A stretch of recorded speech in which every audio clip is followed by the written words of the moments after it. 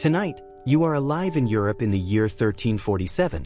Not a king, not a knight, not even the guy who dramatically plays flute music in the market square for 1 coin and half an onion. You are just a normal person trying to survive another muddy Tuesday. And honestly, things are already not going great. Your house is small, cold, and smells like wet wood mixed with old soup. The floor is mostly dirt. The roof leaks whenever it rains, which is often. A chicken may or may not be living inside with you right now. Nobody really questions it anymore. Outside, your town is crowded. Very crowded. The streets are narrow rivers of mud, garbage, and things people prefer not to identify too closely. Every morning, someone opens a window and casually throws yesterday's waste outside while yelling something like, "Look out below." If you survive the flying bucket, congratulations. You have made it to breakfast. The air smells like smoke from cooking fires, sweaty animals, wet straw, and too many humans packed together behind wooden walls. Medieval cities were not built with comfort in mind. They were built with the general attitude of, well, hopefully it holds. And yet, life goes on. The market wakes before sunrise. Bakers pull dark bread from ovens. Blacksmiths hammer iron in showers of sparks. Merchants argue loudly over fish that already look suspicious. Priests ring church bells while stray dogs weave through the crowd searching for scraps. You wake up early because everybody wakes up early. There are no alarm clocks. Instead, you have church bells, roosters, and the crushing fear of starvation. That last one is very motivating. You pull on rough wool clothes that itch like punishment from God himself. Then you head outside into the cold morning fog. People brush past you constantly. Traders, farmers, children carrying buckets, old women muttering prayers under their breath. Everyone is busy. Everyone is tired. And almost everyone is hungry. See, Europe has already had a rough few years before the plague even shows up. Crops have failed more than once. Long rains ruined harvests. Winters were colder than usual. Famine spread through many regions. A lot of people are weak already. If your body had a health bar, medieval life kept it permanently blinking red. Still, most people do not think the world is ending. Life has always been hard. You work. You pray. You try not to die from a tooth infection. That was considered a pretty successful week. At night, your family gathers around a fire that barely warms the room. Candles flicker against dark wooden walls. Someone stirs thin stew in a pot. If there is meat in it, that is exciting news worth discussing for several days. People tell stories because there is not much else to do after sunset. Stories about saints. Stories about war. Stories about strange things happening far away. And lately, there are many strange stories. Travelers arriving from distant trade roads bring rumors. Entire towns becoming sick. Ships arriving with dead sailors aboard. Merchant caravans disappearing. Nobody knows exactly what is happening, but people whisper anyway. The illness, they say, moves fast. Some claim it comes from the east. Others blame bad air, angry planets, or punishment from God. Medieval people had many explanations for disease. Tiny invisible bacteria carried by fleas was unfortunately not one of them. Instead, doctors believed sickness could come from poisoned air called miasma, or from imbalance in the body's four humors. Or maybe Saturn was simply in a terrible mood. To be fair, they were trying their best with the information they had, which was almost none. You pass a local barber surgeon in the street. This is the closest thing your town has to a doctor. Yesterday, he cut someone's hair, removed a tooth, and amputated a toe. Versatility mattered back then. People trust religion more than medicine anyway. Churches are always full. Candles burn day and night beneath painted statues of saints. Every small disaster has a prayer attached to it. Bad harvest? Pray. Sick cow? Pray. Weird rash? Definitely pray. And if prayer does not work, well, maybe you did not pray hard enough. The town itself feels alive in a loud and uncomfortable way. Bells ring constantly. Babies cry. Horses stomp through mud. Drunks argue outside taverns late into the night. Nothing is quiet, except sometimes very early in the morning, right before sunrise. That is when the fog settles over the rooftops. Chimney smoke drifts slowly into the gray sky. For a few moments, the town almost feels peaceful. Almost. Because hidden beneath everyday life is one dangerous truth. Nobody here understands disease. Not really. People live close together. Families sleep packed into tiny rooms. Waste flows through the streets. Rats move freely between homes, warehouses, ships, and bakeries. And nobody pays much attention to them. They are just rats. Annoying. Completely ordinary. Which makes them perfect carriers for something horrifying. Far away, beyond the towns and forests of Europe, merchant ships are already crossing the sea. Their sails flap softly in cold wind. Their wooden hulls creak through dark water. Below deck, hidden among barrels of grain and cloth, rats crawl through shadows. And on those rats are fleas. Tiny fleas carrying one of the deadliest diseases in human history. But tonight you do not know that yet. Tonight, you sit beside the fire eating thin soup from a wooden bowl. You listen to rain tapping softly against the roof. You hear distant church bells echo through the dark. And somewhere beyond the horizon, slowly moving closer with every passing day, the Black Death is coming. At first, the plague does not arrive with screaming. It arrives quietly, which is usually how the worst things show up. Not with armies. Not with dragons. Not even with dramatic music. Just fleas. Very rude fleas.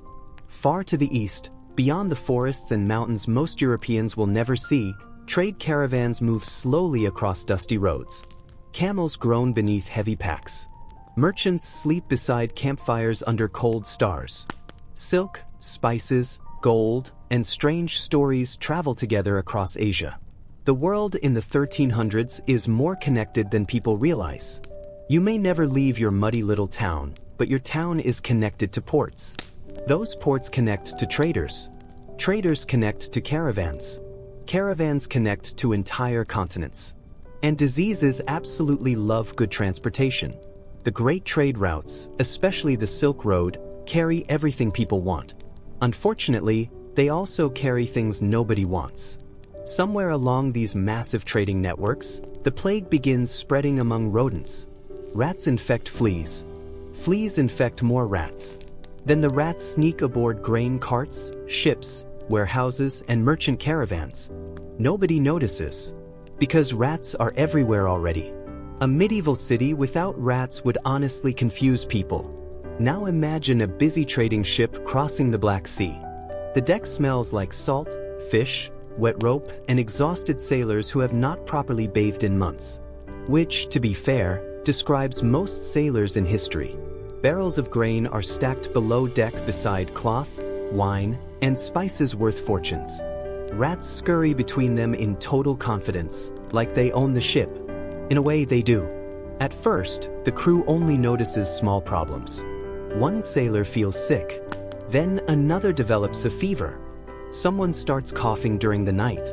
The captain tells everybody to keep working because medieval healthcare mostly consists of walk it off. But within days, men begin collapsing. One sailor wakes shaking with chills. Another cannot stand. A third develops strange swollen lumps beneath his arms. The crew whispers nervously. Maybe it is spoiled food. Maybe bad air. Maybe punishment from God for what happened in that tavern back in Constantinople. Nobody knows. What they do know is this. Healthy men are suddenly dying very fast. The ship keeps moving west anyway, because trade never stops. Even when people are dying, especially when money is involved. At ports along the Mediterranean, merchants hear rumors before they see proof. Strange sickness in distant cities. Entire households gone within days. Ships arriving with crews already half dead. Still, business continues. Because humans are extremely good at ignoring danger when there are profits to make. In busy port cities, life feels normal enough. Markets overflow with goods from distant lands. Sailors unload cargo while dockworkers shout over crashing waves. Nobody notices the fleas hopping from rat to rat in dark corners of warehouses. Tiny passengers. Tiny teeth. Tiny disasters. You are still back in your town, far from the sea. News arrives slowly here, usually weeks late and wildly inaccurate. One traveler claims a city in the east lost thousands of people. Another swears the sickness kills in a single hour. A priest says it is a sign of the apocalypse. A drunk man says the moon is poisoned. Honestly, medieval rumors are not very reliable. Still, the stories keep spreading. And now there are more of them. At your local market, merchants begin speaking in quieter voices. Some traders refuse to travel certain roads. A few wealthy families suddenly leave town for countryside estates. That gets people nervous fast. Rich people always seem to know something first. Meanwhile, down at the ports, the situation grows worse. One famous story tells of ships arriving with barely any living sailors left aboard. Some vessels drift silently into harbor with dead crews still lying on deck. Imagine being a dockworker seeing that float toward you through morning fog. Absolutely not. But people still board the ships. Because cargo must be unloaded. Grain is expensive. And once again, nobody understands how disease spreads. Some cities try small precautions. Ships are inspected. Sick sailors are isolated here and there. But these efforts are messy and inconsistent. Mostly because medieval governments are overwhelmed immediately. The plague moves faster than information. By the time officials realize something is terribly wrong, infected ships have already docked elsewhere. More rats leave the ships. More fleas spread into cities. The chain continues. Messina, Genoa, Venice. One by one, major ports begin reporting outbreaks. And wherever the plague arrives, death follows shortly after. You hear another rumor one rainy evening while sitting near the fire. A traveler passing through town speaks carefully between bites of bread. He says entire streets in some cities are empty now. He says priests are dying. He says carts carry bodies away every morning. Your family listens in silence.